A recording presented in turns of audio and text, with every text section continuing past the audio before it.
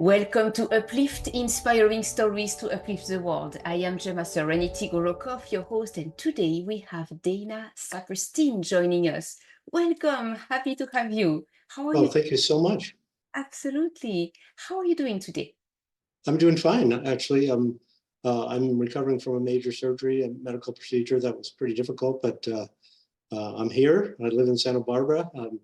Outside my back window is the ocean, so, it's pretty sweet. It's pretty sweet indeed. Wonderful. Can you please introduce yourself a little bit also with your podcast and how you help the world and all of that? Well, I am 68 years old. I'll be 69 next month. I have lived in Santa Barbara since 1976, which is a fairly long time. I came here to go to school and I fell in love with the place and stayed. And so I completed my graduate education and I've been a clinical psychologist for the last 35 years. And a couple kids. I've been married for about 43 years and I have a pretty sweet life, that's for sure. That's great. And I remember you have a podcast as well. What is it? My podcast is called Fear Me Out. It's obviously a play on words. I started the podcast with a friend, and after about 60 episodes, he left the podcast. My podcast is about stories of people recovering from different kinds of trauma. I also interview professional people of very many different varieties in the healthcare field, so that if you're looking for help, you know what to look for. So it's a combination of inspiring people that they can heal trauma and also what to look for if you need some help. That's great. It's a beautiful legacy that you are leaving behind you. That's I'm great. doing my best. Yeah, wonderful. Thank you. Okay, so here we are on Uplift, inspiring stories to uplift the world, and I have a question for you. Okay. How did you meet your wife? Because 43 years, there was something right in there. Absolutely. I'm a really fortunate person that my wife and I actually still really love each other after knowing each other almost 50 years. And it's a really sweet connection that we have. In 1976, which was a very, very long time ago, I was actually living in San Diego and going to school. And I'm a surfer. And I woke up one day and I thought, I should probably uh, spend some time in Hawaii surfing. Now, back in those days, going to Hawaii was actually an exotic destination, which it's not now, but it was back then. And so I asked my roommate if he might be interested in moving to Hawaii for a while. So he said, sure, why not? So much to my parents' disappointment, I dropped out of college, and my friend and I uh, bought tickets to go to Maui. I have no idea why we chose that island. We knew absolutely nothing about Hawaii at all.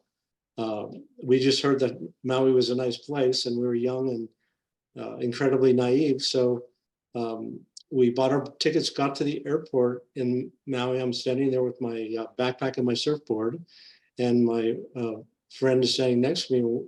Okay, now what do we do?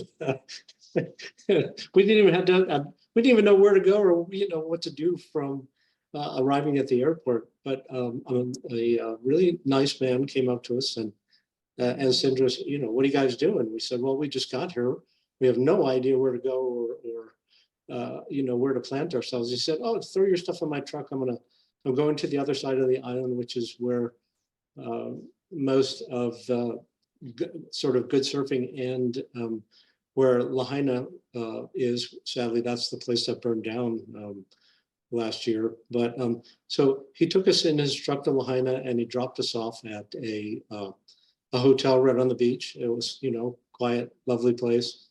And we woke up the next morning and we were sitting in the pool, kind of looking around, wondering, what to do next, because we had no place to live. We had no money, no jobs, and no transportation.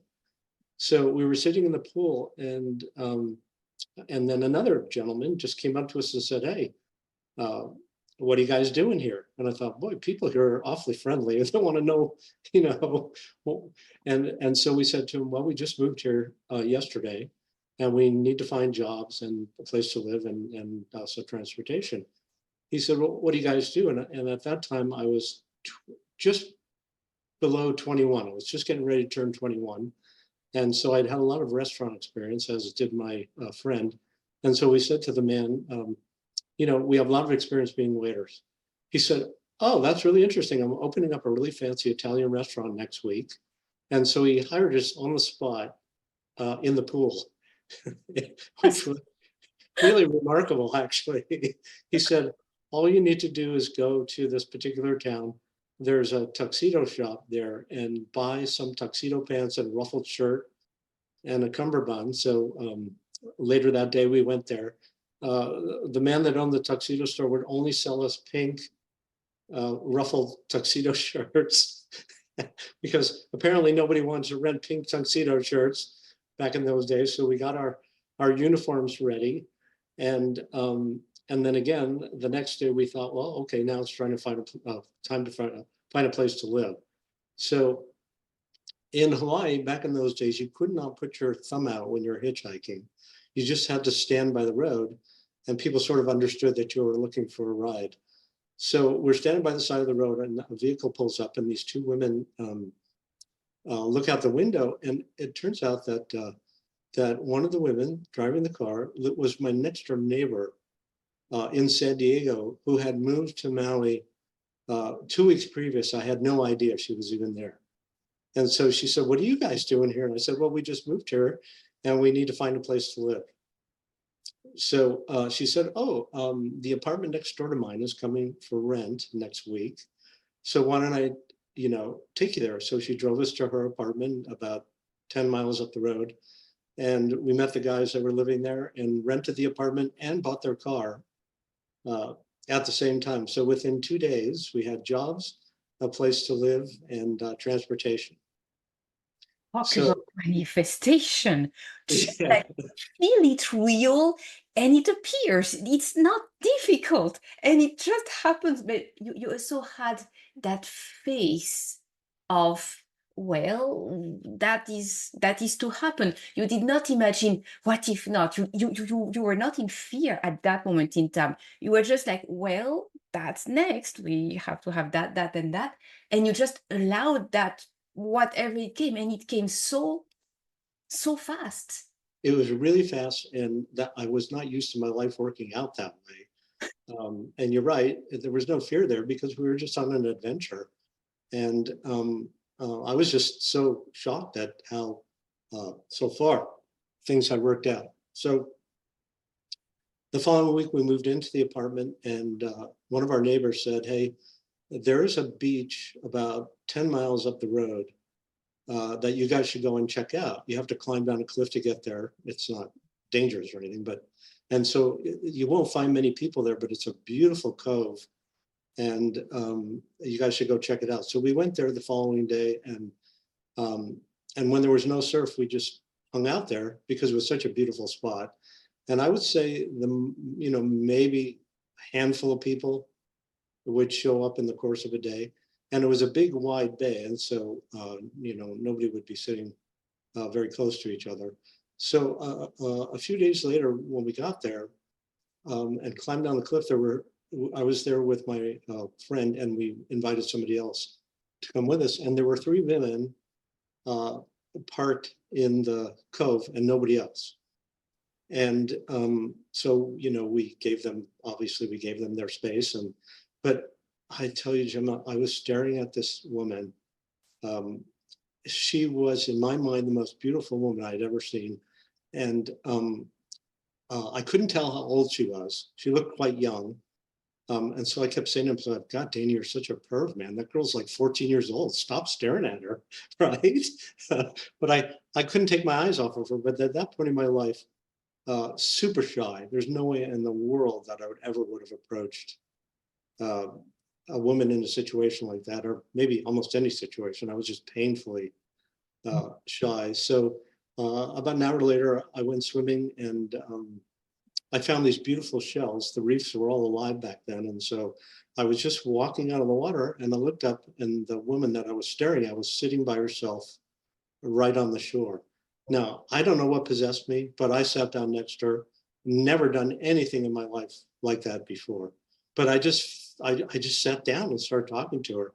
And to me, it was like fireworks were going off. I was just completely blown away by how intense the connection was with her. It turns out that she was about 6 months older than me, even though she looked as young as she did. So that was a big relief. And she had just finished nursing school and was there on vacation for a month with her two sisters, the other two women on the beach. So we chatted for a while, and I said to her, there's a dance club pretty close to where you're staying and where we live. Maybe you guys want to meet us there tonight. And again, I don't know how I got the courage to ask her that, but I did. And she said, well, I'll talk to my sisters and we'll see. And I thought that was the end of it, that I would probably never see her again, because she didn't seem very enthusiastic at all. So I said to my friends when I got back, to our house, hey, these women might meet us later the night, that evening, and we'll see what happens anyway. We got to the club, we were there for a few hours, and we were just getting ready to leave because they didn't show up and they walked in the door. So I immediately started dancing with this woman. Her name is Susan. And we just fell madly in love. It was just the most powerful, insane feeling I'd ever had. I mean, I'd had maybe one or two girlfriends before then, but nobody that was even close to this woman in terms of just what it felt like. Now, there were some complications in the situation, in that she was actually had a very serious relationship back in San Francisco where she lived. And this is not the kind of person that would ever be unfaithful or,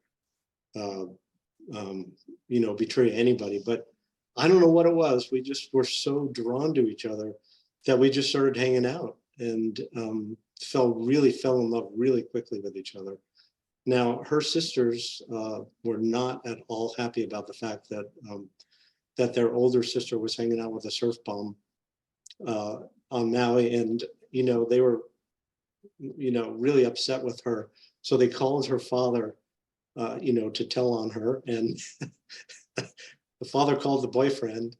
And so this was after about a week of us hanging out.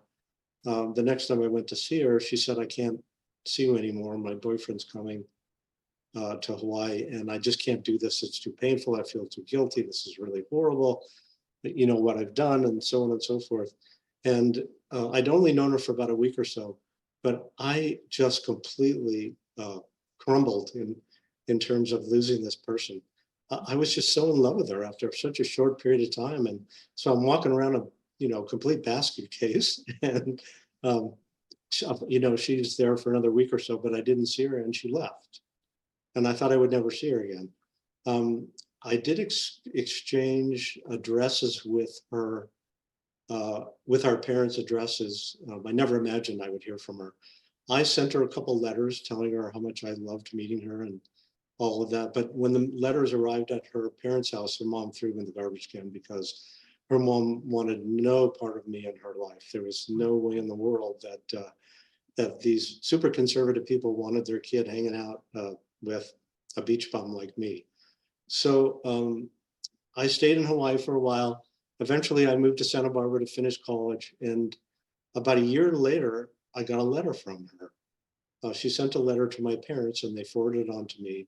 And I remember when I got the letter, I just let it sit on my desk for a couple of days, because I thought, I don't know if I can do this. I don't want my heart broken by this person ever again. And at that time, I was kind of dating again. I don't know if you know about Isla Vista in the 70s, but it was a pretty wild, Yeah. it was a pretty wild place. Yeah, That's where they burnt the bank down, and so even me, who was super shy, was having a good old time. Yeah. But I opened the letter, and it turns out that when she went back to San Francisco, she broke up with her boyfriend, realizing that it was not a viable relationship. But then there was a really big earthquake in Guatemala, and she was a brand new nurse. And so a medical team from San Francisco went to Guatemala, way up in the mountains, to take care of the Indians that were hurt in the earthquake. So she was there for maybe 8 or 9 months, had quite a grand adventure there. and then moved back to San Francisco and was working at a hospital in the city. So we recontacted each other, and we started going sort of back and forth between Alta Vista and San Francisco. And again, we just both fell really, really in love with each other. But we were so young. I was like 20, maybe 21, 22 years old at the time. And she was, a little bit older than me. And after about 6 months or so, I said to her, look, I can't keep doing this. Every time you get on the plane to go home, it just breaks my heart. I really want to be with you all the time. And she said, well, I have a life up in the city. My family lives there. I can't move away. And so we actually broke up again. And she made it all the way to the airport in San Francisco and called me up and said, okay, I'll come. So she actually moved to Santa Barbara. We didn't live together at first because her family, again, would not have been able to tolerate that kind of an arrangement. But we, exclusively started hanging out with each other. And about 5 years later, we were married. And a few years after that, we had kids. And that's the amazing story of, sort of how we got together, came apart and got together again. It's interesting. Thank you so much for sharing that. It's a heartwarming story because at the same time it's like, oh, it's just a perfect like fairy tale, just like everything is perfect. And then fear kicks in, obligation kicks in, um, Guilt, don't forget guilt. conservative kicks in, faithfulness, and all these other aspects of life kick in. However, that deep rooted love at first, that connection that keeps you together still to this day, Right. that's something that remains throughout the months and years of starting and trying and thinking it's over and actually it's not. Oh wow, okay, back. That's quite a story. Gemma, I never realized how much divine intervention I think was part of what. I mean, obviously, we all have a choice. I don't think God, or whatever you might call divine intervention, is imposed upon a person. But certainly, I just sort of let myself be carried along in a way where I met my life partner. And it was such a confluence of events that had to take place for the two of us to find each other. I was actually born in Canada, as was she, but I was born in Toronto. She was born in Vancouver.